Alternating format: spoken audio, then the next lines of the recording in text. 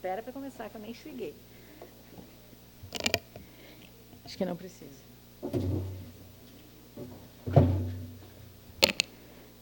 Saudações ao nosso presidente, aos colegas da mesa, aos demais vereadores e a todos que nos acompanham hoje pela TV Câmara e também pelas redes sociais da Casa. Esse é meu primeiro grande expediente e aí para esse espaço eu decidi compartilhar com vocês um pouco do nosso primeiro projeto de lei já protocolado na Casa.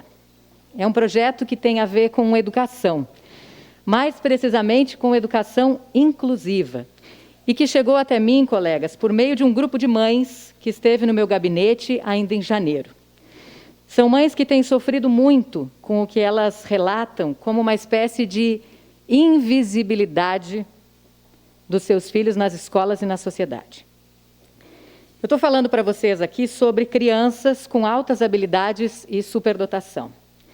E eu sei que, ao ouvir essa expressão, algumas pessoas, sem o devido conhecimento, talvez possam dizer, mas espera aí, vereadora, superdotados? Mas se são crianças super inteligentes, por que elas precisam de ajuda? E essa pergunta, muitas mães, muitos pais já ouviram com certeza e precisaram muitas vezes explicar que os filhos não são gênios. São crianças com necessidades especiais, são crianças diferentes e que precisam muito de acompanhamento. É justamente para acabar com esse mito, para pôr fim a esse preconceito que eles sofrem, que entra a ideia do nosso projeto de instituir uma política municipal de educação especial na perspectiva da educação inclusiva, no atendimento especializado a estudantes identificados com altas habilidades e superdotação. A gente preparou uma tela para mostrar para vocês, que diz, a Política Nacional de Educação Especial de 1994 já inclui, e os define da seguinte forma, educandos que apresentam notável desempenho e elevada potencialidade em qualquer dos seguintes aspectos, isolados ou combinados. Capacidade intelectual geral, aptidão acadêmica específica, pensamento criativo ou produtivo, capacidade de liderança, talento especial para artes e capacidade psicomotora. Peço que os senhores atentem ao seguinte dado. Hoje, segundo a Organização Mundial da Saúde, eles representam de 3,5% a 5% da população. Em Caxias do Sul, na rede municipal, olhem para isso. Aliás, a rede municipal, que eu preciso dizer aqui com muita clareza, já tem boas iniciativas na busca por melhores formas de atender essas crianças. O percentual de identificados aqui no município, olhem isso, é de 0,04%. Ou seja, num universo de cerca de 40 mil alunos, quando a OMS estaria estimando de 1.400 a 2.000 pessoas, 17, senhores, são identificados com altas habilidades no município. E aí eu acho que fica bem claro para todos nós que nós não temos um índice tão pequeno em Caxias do Sul. O que nós temos, na verdade, são muitas crianças sublaudadas, diagnosticadas de forma errada e muitas vezes, inclusive, fazendo uso de medicações pesadas e desnecessárias e que todos sabemos que podem trazer consequências gravíssimas para a saúde. E são crianças que muitas vezes nas salas são consideradas... Isso cair na nossa mão, de você são consideradas alunos problema. Isso. Porque diante do desinteresse no que é ensinado, até porque já têm o conhecimento, elas acabam perdendo e também tirando a concentração dos colegas.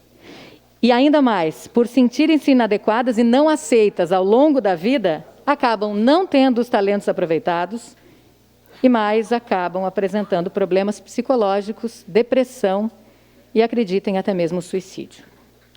Não sou eu que digo isso, colegas e comunidade caxiense, são as mães dessas crianças que chegaram a criar um grupo chamado Mães que Lutam.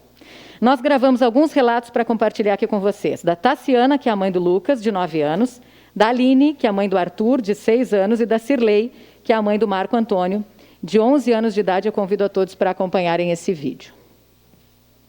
Isso cair na nossa mão, de você saber que o teu filho tem um coeficiente de inteligência maior do que o esperado, você sofre muito, sofre junto com a criança sofre principalmente porque psicologicamente ela é diferente das outras crianças da sua idade. ao mesmo tempo que ele quer brincar, né, com 5 anos, hoje ele tem 9, ao mesmo tempo ele também se sobressai naturalmente às outras crianças e ele vê que ele tem diferença das outras crianças e se acha o errado, ele é excluído, ele é considerado anormal. Eu tenho laudos assim que me disseram que ele é esquizofrênico, né? Tenho laudos assim psiquiátricos dizendo que ele precisava tomar Ritalina, né, para ficar quieto em sala de aula. São 5 em cada 100 crianças que nascem assim. E cadê essas outras crianças em Caxias, né? Porque na escola disseram que ele é a primeira criança e agora a gente está conseguindo ser ouvido nessa escola depois que a gente conseguiu um laudo. E quantas crianças tem em Caxias que não têm esses laudos e não estão sendo escutadas? Então, o que ele demonstra em sala de aula? Ele demonstra irritação, ele começa a brincar, ele começa a incomodar, ele começa a dançar. Aí a professora não dá aula, atrapalha realmente toda a turma, porque ele não consegue, aquilo para ele não tem interesse nenhum, eles estão ensinando que ele já domina. Ele adora pesquisa, ele adora coisas que despertem a natureza, que despertem a curiosidade dele. Então, seria bom que a gente pudesse, né, informar essas profissionais que trabalham com crianças e professoras para que pudessem dar mais oportunidade e que ele gostasse de ir para a escola e que aprendesse coisas novas e que elas pudessem estimular todo esse talento que ele tem. Nós ficamos durante muitos anos procurando o que tinha de errado com o Marco Antônio. Qual doença ele teria? O que ele poderia ter de errado, já que ele não era uma criança padrão? Ele não se comportava como as outras crianças. Nós fomos chamados na escolinha várias vezes, a gente passou por várias avaliações, nós fomos questionados sobre várias coisas, entre elas, por exemplo, se tinha brinquedo na nossa casa, porque o Marco Antônio não brincava, ele não gostava de brincar. Ele sempre queria ser o ajudante e ele sempre quis se comportar como adulto.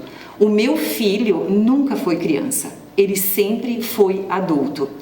E isso é uma equação muito complicada de se resolver, porque uma mente de adulto num corpo de criança dá um nó no cérebro dos pais, de professores e de quem convive com essas crianças. É muito difícil.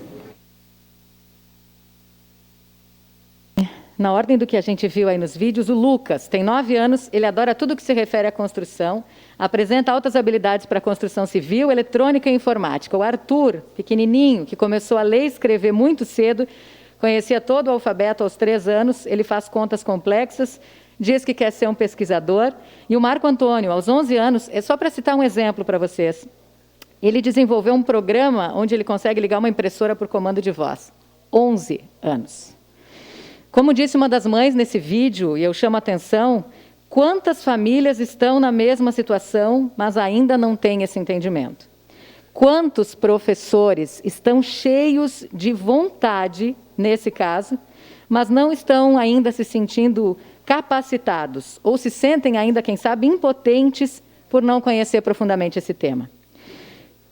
Preciso dizer para vocês que desde que nós recebemos a visita desse grupo, nós procuramos ouvir pais, professores, psicólogos, a Secretaria Municipal de Educação, representantes da FADERS, a Fundação de Articulação e Desenvolvimento de Políticas Públicas para Pessoas com Deficiência e Pessoas com Altas Habilidades no Rio Grande do Sul, e também a Associação Gaúcha de Apoio às Altas Habilidades e Superdotação, que hoje existe em Porto Alegre. Ouvimos também relatos de quem já vem estudando e trabalhando com essas crianças.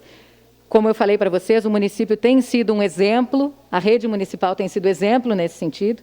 E nós conversamos com as professoras Valéria e Gislaine, que já deram início a um projeto importante na Escola Municipal Carlim Fabres, lá na sua região, né, vereadora Gladys? Agora a gente vai acompanhar um vídeo da professora Gislaine. Só espera um segundinho para a gente começar. Vereadora, posso? Peço uma declaração de líder da bancada do PSDB, por gentileza. Nacional. Declaração de líder, a bancada PSDB, permanece na palavra a vereadora Marisol Santos. Vou voltar um pouquinho, só para a gente acompanhar a Gislaine desde o começo. Essa é a professora Gislaine, que tem um projeto muito bonito no Carlin Fá. Há uma mobilização nacional para a identificação desses estudantes, que é o primeiro passo para uma inclusão adequada. Hoje esses alunos eles têm acesso à escola, mas a permanência deles ainda não é da qualidade que se espera, de forma que eles possam explorar todas essas habilidades que eles têm. A identificação desses estudantes ela pode ser feita pelos professores especialistas das salas de recursos, que são especialistas na educação especial e que precisam que a formação que já vem sendo oferecida pela SMED seja ampliada, seja incentivada a identificação desses alunos. Depois de identificados, esses estudantes precisam, então, de um atendimento na sua área de interesse. Se pudermos fazer esse movimento em Caxias, certamente descobriremos muitos talentos e teremos mais pessoas para colaborar no desenvolvimento da nossa cidade. Muito obrigada.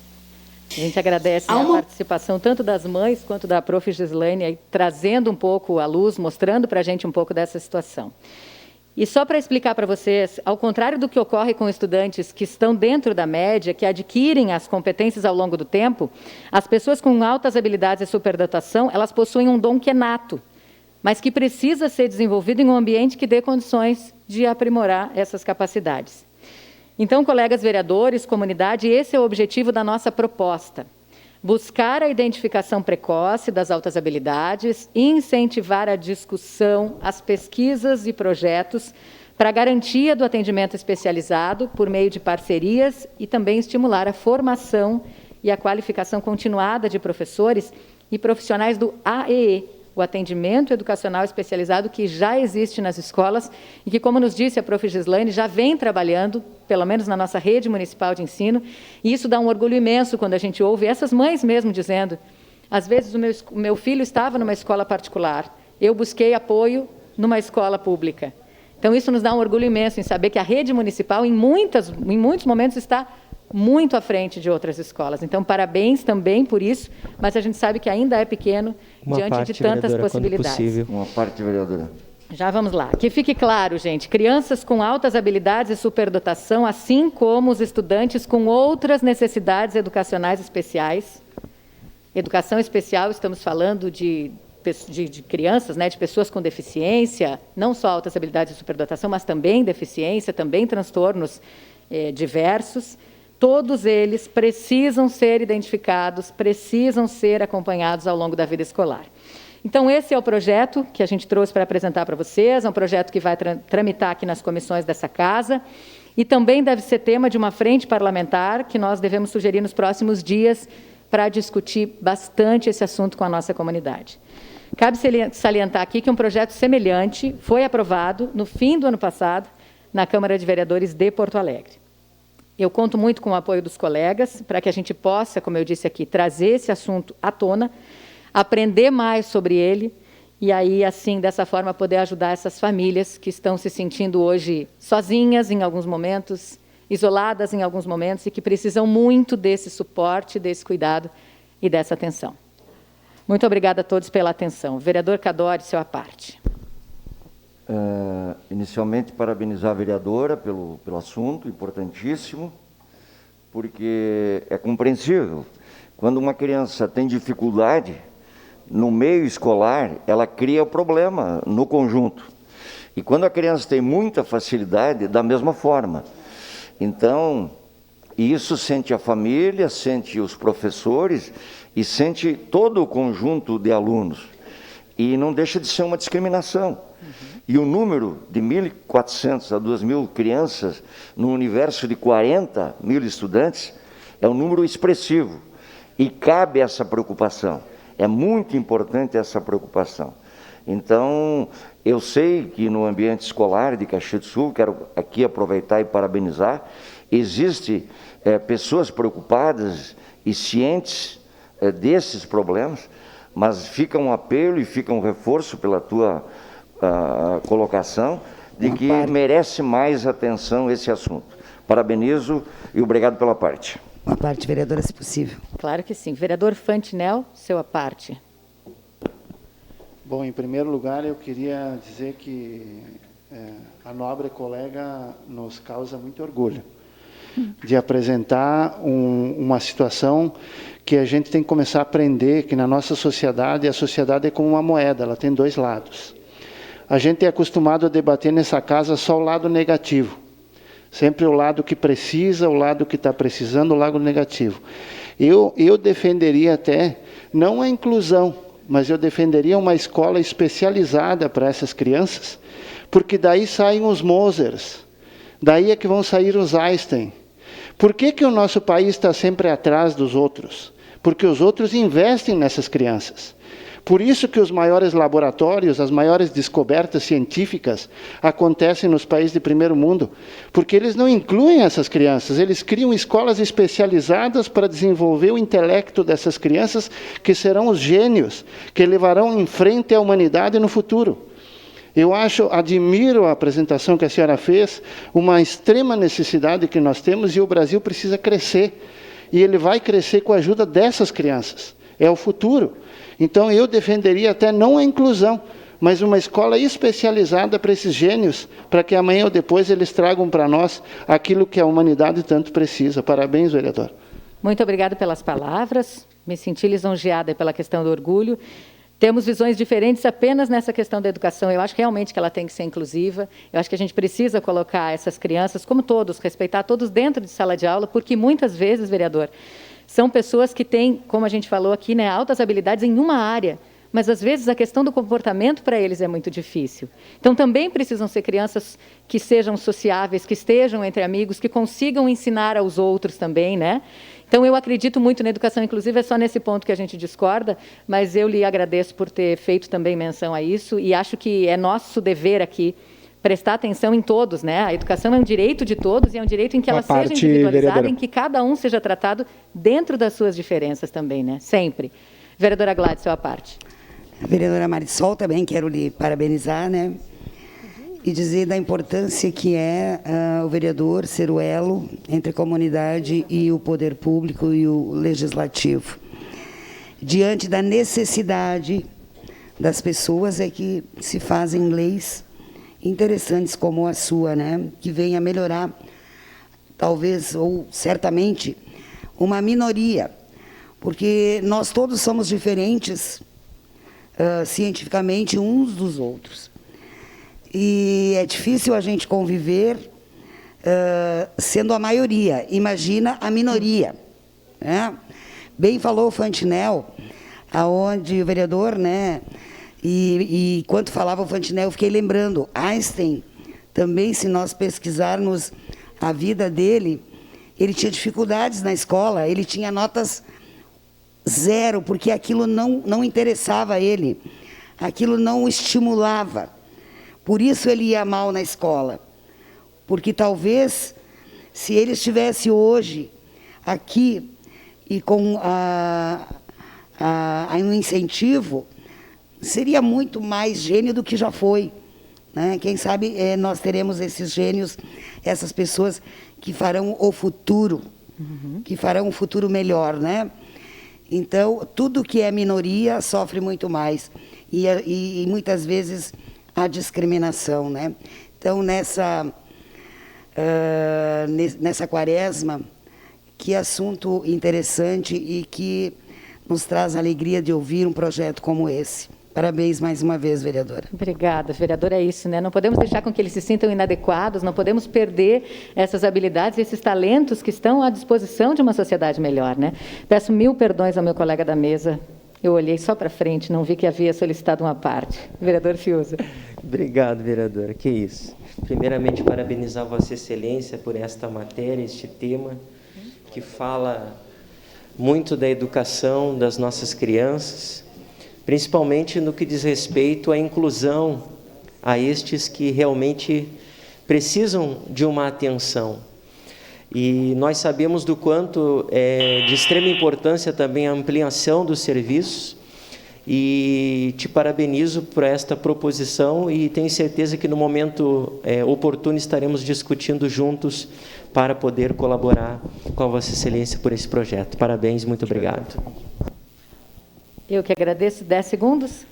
Só parabenizar a professora Marisol, nossa colega, pela sua proposta, pelo projeto de lei. Importante destacar que a política de educação especial ela já tem bastante tempo no Brasil e ela estabelece, né, que crianças e estudantes com deficiência, com transtornos global de desenvolvimento e com altas habilidades superdotadas estão incluídos, né? E podem ter um atendimento educacional especializado. A ciência estabelece, ou seja, um diagnóstico estabelece quem tem essas características, né? E quem vai ser atendido e regulamentado a partir de então pela sua política. Então é importante destacar e dizer que a gente quer uma escola inclusiva para todos, onde todos possam ter a sua potência valorizada e as suas características, a sua diversidade respeitada. Parabéns, vereador. Eu agradeço, vereador Lucas. Só para encerrar, a gente até mostrou isso numa tela, né? Já é Política Nacional de Educação, já inclui como educação especial, mas a gente realmente precisa ajudar para que isso realmente saia do papel, né? Para que essas mães, para que esses pais, para que essas crianças não sofram.